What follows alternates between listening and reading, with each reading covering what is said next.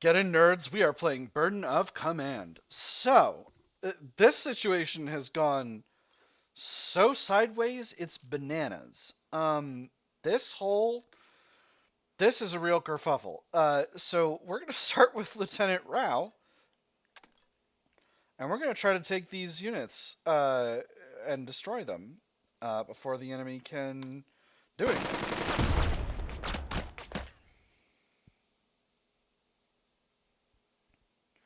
Nice. Okay, that was good. Now, can this squad hit this unit? Looks like they can. Chances look excellent. If I move Rao up and bolster them, it'll be better.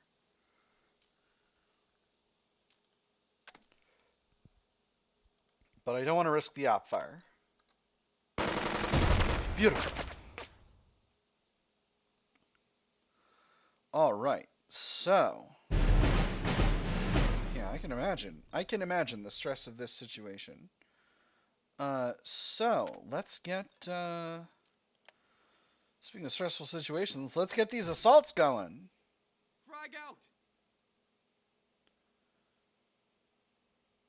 Beautiful. Enemy squad surrenders. They're now concealed.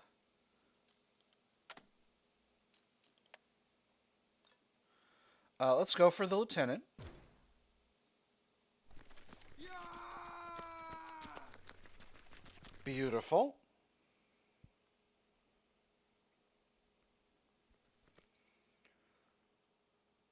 Oh. Your energetic men are emplaced on both sides of the road. That much is done. Guess even the Germans can't stop a rout, First Sergeant Grant remarks. Feels good just saying it. Root out all the Germans, continue the scenario, prestige +1, or consolidate after our victory. Scenario ends with the mission major victory, loyalty +1. I'm going to consolidate. I don't want to deal with a stug. Consolidate our victory. The Germans need the road. They don't have it. That's enough for today. Grant readily sends forth the messengers. The men prepare for any counterattack. Oh, what a fight. The men, major victory, very light casualties. Loyalty earned 16. The mission, major victory, 40 plus enemy units destroyed. Prestige earned 27. Whew. No one out of action, sir.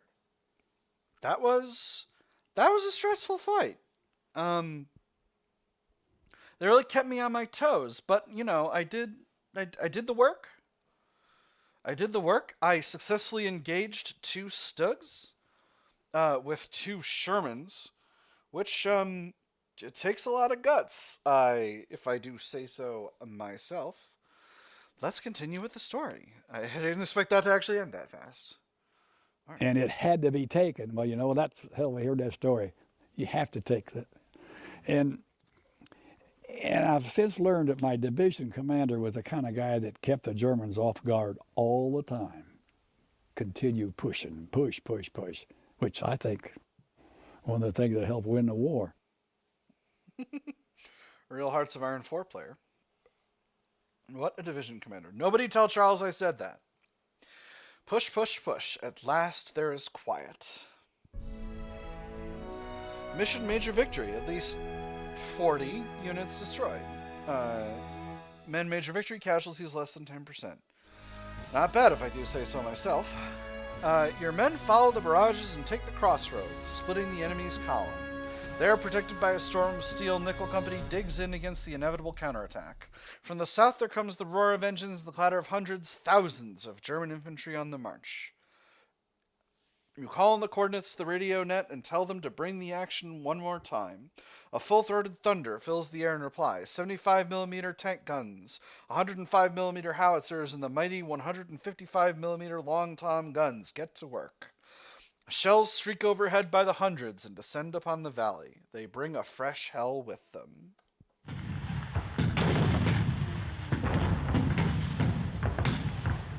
Just down the road, vehicles go up in flames from direct hits, their passengers' last cries drowned out by the concussive boom of the next shell burst.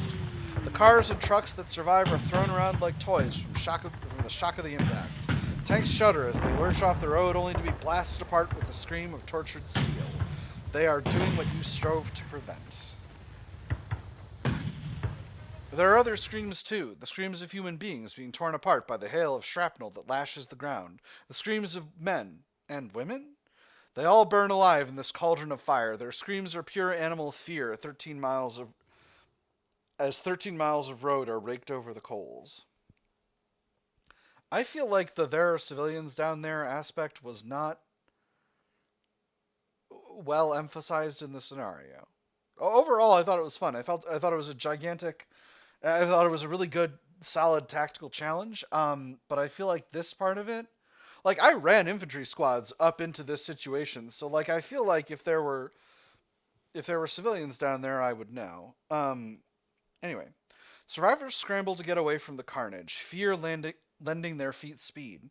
Not all of them are armed, and few seem in any shape to fight, but there are hundreds of them, and they're heading right for you. Those that get near enough readily surrender to avoid the steel rain. Your 90-odd men take 200 and more prisoners. Excellent.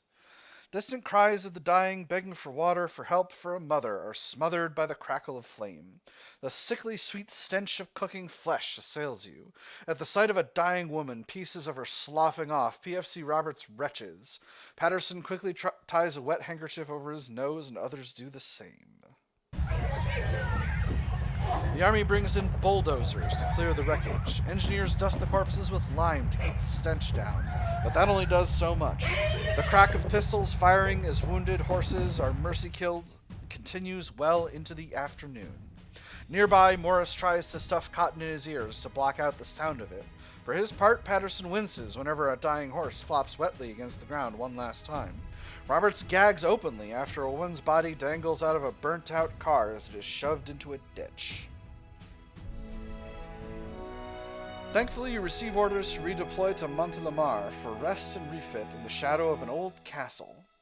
You leave the engineers to their grim work, and just a few hours later you're there. It doesn't take long for your command group to get a stew going in the back of an army truck. Canned K-ration meat joins a heap of fresh greens donated by local farmers. A few bottles of red wine come courtesy of Montlamar's grateful upwind townsfolk. Lieutenant Colonel Ramsey sent a reply to our report, Captain, First Sergeant Grant says, holding a slip of paper. He says everyone on up the chain was thrilled with our work today. The number of prisoners speak for themselves.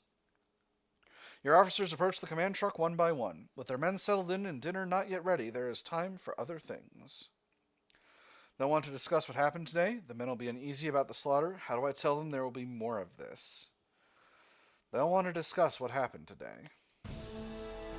Stern is the first one to the back of the truck. He takes a sniff of the stew and nods. Smells like an incredible victory, Cap. He sniffs again. I hope there's no pork in that. Thompson turns away from the stew, unable to look at it. Rao says nothing, but you can see his eyes flick back towards the oily columns of smoke where the remnants of the convoy still burn. I won't be able to forget today. This fight will go down in the annals of our regiment, or I have to wonder if I'll ever enjoy stew again. I'm going to enjoy stew again. I'm going to have so much stew. I'm going to get all of Stern's bacon. The fight will go down in the annals of our regiment. There is a soft click as Dearborn flicks his lighter and produces a small flame. The cigarette that follows is his familiar routine. Justify my actions, resolve the crisis with idealism. Give a little speech about taking action, resolve the crisis with zeal. Remind them about the uncertainty of war, resolve the crisis with cunning. Note that I will do the paperwork on this one, resolve the crisis with professionalism. Or remind them that I made the call, resolve the crisis with discipline. I mean, I guess it was supposed to be clearer.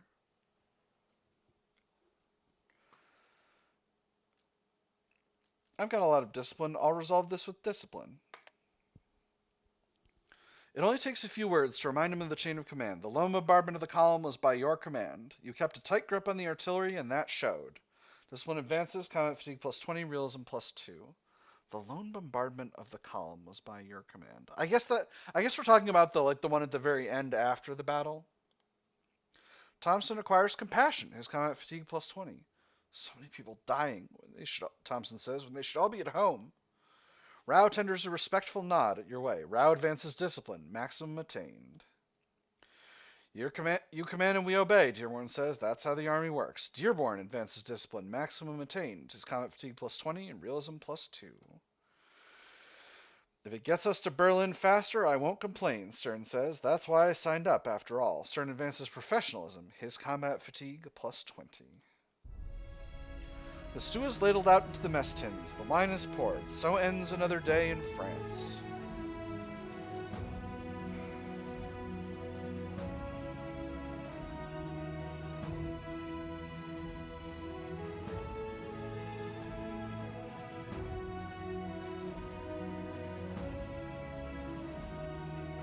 The Germans continue their retreat, faster than before. 3rd Division doggedly pursues. I gotta remember we're 3rd Division. Every time I talk about this game, I say 7th U.S. Infantry Regiment, and I feel stupid. Because, you know, these days, you mostly say division. The division is the acting unit in a lot of ways. Obviously, it's all acting units, but, the division is the thing that is the structure you're primarily thinking of on the strategic scale.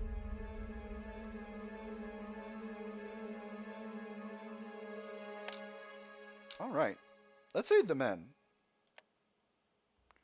I've only got 4 replacements available, but I've only got... Wow! I managed this with 4 casualties. I'm feeling pretty freaking full of myself, TBH. All right. Let's spend some prestige.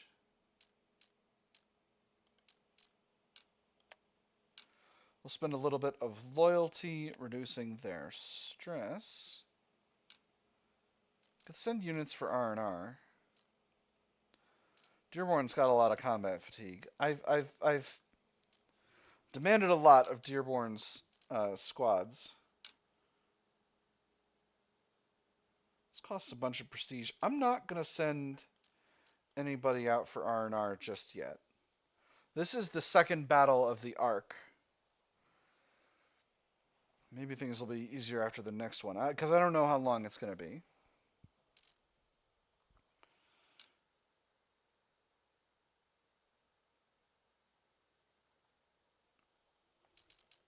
All right, so we got a lot of loyalty, and we got an amount of prestige. I might be able to... I'm actually considering increasing trust using loyalty, but I'm not gonna just yet, because that's a giant investment.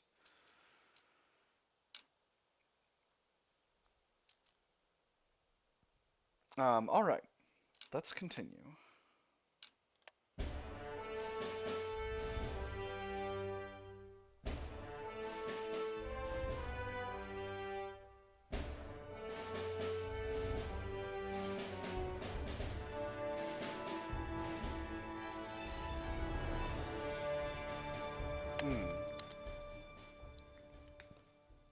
Villeleur, France. 15th September, 1944, France. Soft ground. Okay, another soft ground scenario. I know what that means now. When I got to the front, I saw more empty supply dumps than I like to see. The boys wanted to know where the stuff was. You can't fight without stuff. Anybody knows that. I made lots of trips. I don't know how many. Driving all day, all night, singing so as to keep awake. Songs like, Milkman, Keep Those Bottles Quiet.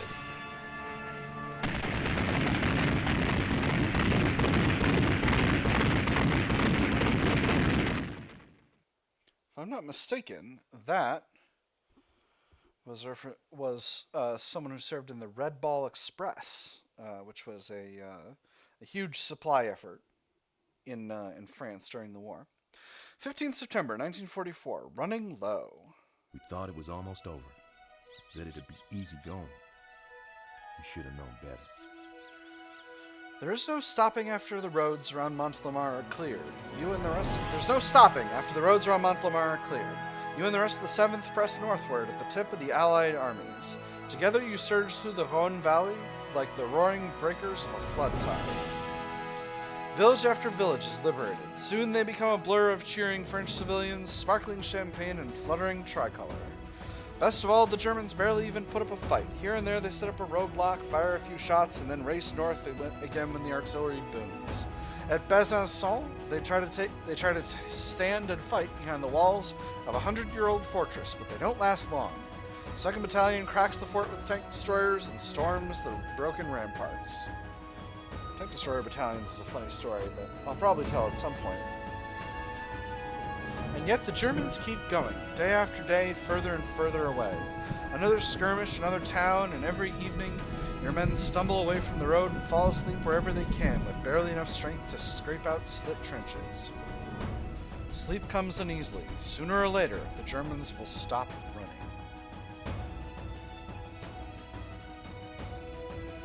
Nice. 12:30 p.m., 15 September 1944. No way on earth you could think otherwise now, Lieutenant Stern exclaims, shouting over the truck engines as her convoy races down a rain-swept and muddy road. Those Soviet reports on the Majdanek place they found confirms it. Those aren't just detention camps, they're extermination camps. The truck splashes through another pothole, rattling everyone like Spam in a can. But Stern doesn't seem to notice. If anything, his expression only grows more intense, more violent. The State Department's been lying through their teeth to cover this up, but the truth is, the Nazis are going to try and kill every Jew in Europe unless we stop them, and fast.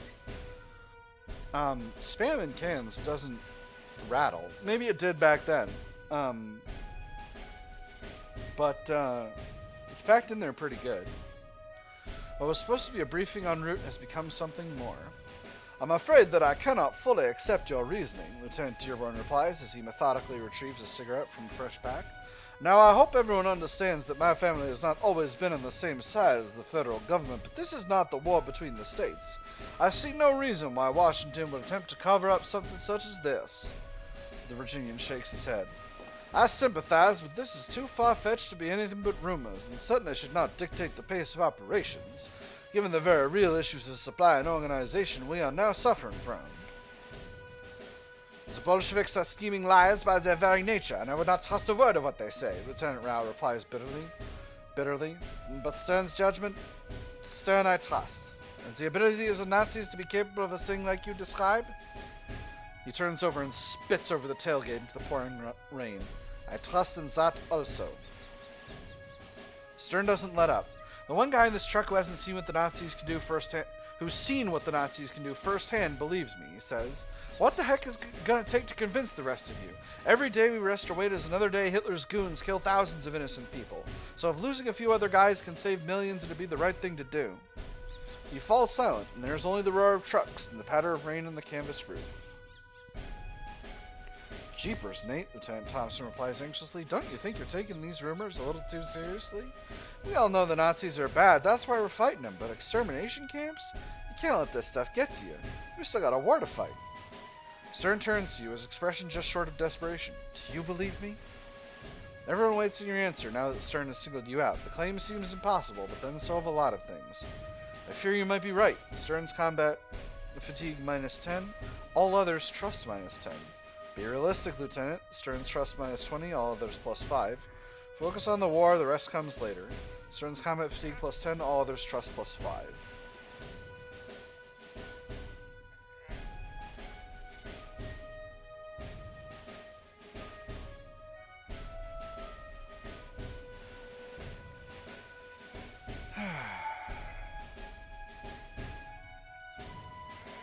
I don't want to knock down the trust of all my commanders who are doing assaults, so I'm just going to do the last one. He's going to get some combat fatigue, and that's alright. Look, man, we're fighting the war here. If it happened, we'll find out. Stern plants his feet. With all due respect, Captain, that is that the air is split by the rip of a distant machine gun. Your truck lurches to a stop, and so do the others. The men heave themselves out onto the mud-slicked road with profound regret. In but moments, you and Grant are drenched and grim. The fields adjacent to the road are rolling in green, lush with the September rain, but the downpour makes it impossible to see much beyond them. That was an MG-42, Grant says. An item company was supposed to be ahead of us.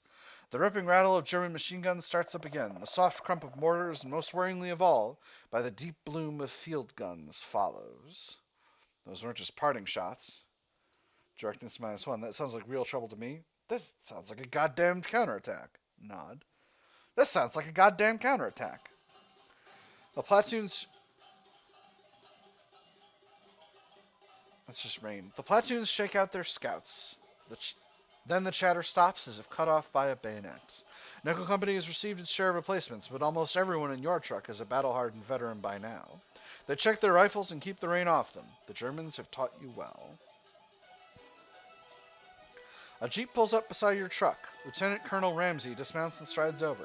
Captain, your company will prepare for a fight. We've got a problem. Yes, sir. We're almost ready as it is. Motion for Grant to continue the deployment. We're almost ready as it is.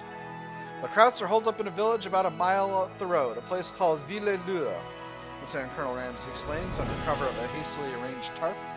Your officers crowd close to watch him mark out positions on the transparent cover of his map case. Item Company ran right into him, and the Germans opened up with everything. Rifles, MGs, artillery, you name it. He looks up at you. His expression is grim. Your company will move up, coordinate with Item Company, and take Villelure. I don't care how you do it. Just take that village and fast. Understood? Understood?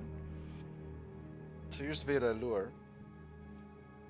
The terrain would grow less flat and more forested as they drove on. Image courtesy of the University of Texas. What kind of support can we call on? What is Item Company's situation? How strong are the enemy planning the attack? What kind of support can we call on? Nothing like we'd want, Ramsey replies grimly. Our artillery is in motion, and no pilot's gonna fly in this soup. Item Company has a platoon of tanks assigned to it, but we don't know what their situation is. He casts a glance over his shoulder at the line of trucks that stretches into the distance. K Company is in reserve, and M Company will deploy to support your advance when they're able, but you're not going to wait for them. What's Item Company's situation? We don't know, Ramsey answers grimly. Their radio must have gotten knocked out because the runners are all from their platoon leaders. I wish I had more for you, but that's it. Nearby, your men have formed up in squads and sections. How strong are the enemy? No idea. Whatever the scouts know, the messengers didn't. But however many pickle leaders there are, they've got a hell of a lot of firepower. We need to push the Krauts out of Villelure. The Lieutenant Colonel spares a quick glance over you as your men leap off the trucks and form into their soggy squads. The whole regiment's strung out on this road. If the Germans tie us up here, we'll lose our momentum entirely. Alright. So, Villelure, we're coming up probably on this road from the south. Got some forests over here we could potentially use. Plan the attack. It's a tough job. Move fast, don't give the Germans a chance to relax, Ramsey orders. Coordinate with Item Company and get on it. It's a big job, and that's why I called you. With a final nod, he heads back to his jeep. In short order, the company is once more on the move, their leaky boots tramping toward the town. For a wonder, the rain lifts, but the mud remains. The mission: secure all objectives. The men suffer no more than moderate casualties. Ahead, the gray morning sky flashes with tracers, and the open meadows boil with enemy artillery fire. Item Company is taking a beating. The Germans are dishing it out. Nickel Company will have to take Villelure. Oh boy! Das ist unsere Ehrenanstalt. Oh. Item Company is on the field. Okay. Alright, let's see. Oh man, we got a big old map. Okay. So I have no idea where Nickel Company is going to be. This is Acting Captain Officer. This is Lieutenant Usildur. Usildur the Second, Usildur the Third. It occurs to me after like 2 scenarios pronouncing it Usildur that it probably means United States leader. But, you know, I'm a cat who doesn't know anything. Okay, so this is the Item Company HQ, huh? What a situation we find ourselves in. Okay, so this is the road. So this is probably the road we're going to come up. And these are our objectives. Let's take a look at the mission parameters. Minor defeats 1 objective. Draws 3 objectives. Minor victory is 5 and major victory is 7. Okay. And the objectives are a couple of houses, a graveyard, 3 more houses back here.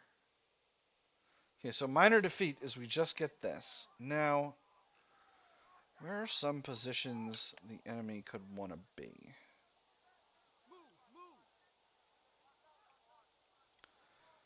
Probably in these hills. We know they're over here somewhere. Because we got shot. Village here. So what's good? We got 21 turns. The ideal approach would be to swing really wide, but I don't think the ground is going to allow that, frankly. I think things are going to be just a headache. Can I customize these fellas? No.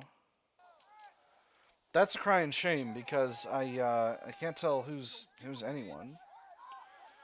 It's going to be complicated. So that's one option. The other option would be to get up into these woods and then sneak over to these ones and then come in from the north. Particularly because the enemy's got to stand on open ground to stand over here. Why is visibility so bad this way?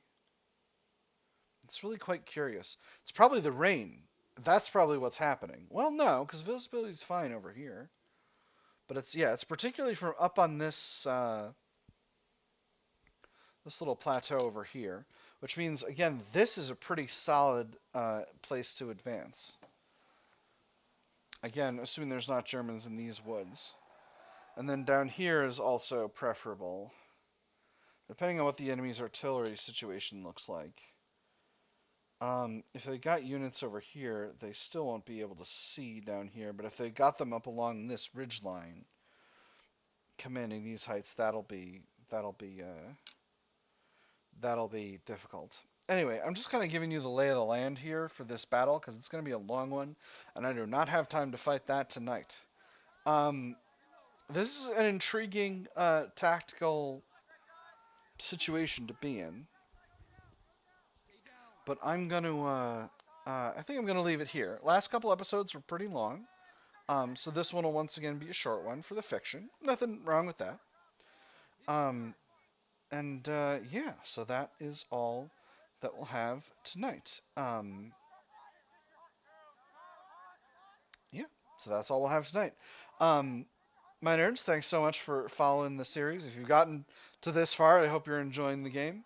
I've had a great time. I hope you have as well, and I will see you on the other side.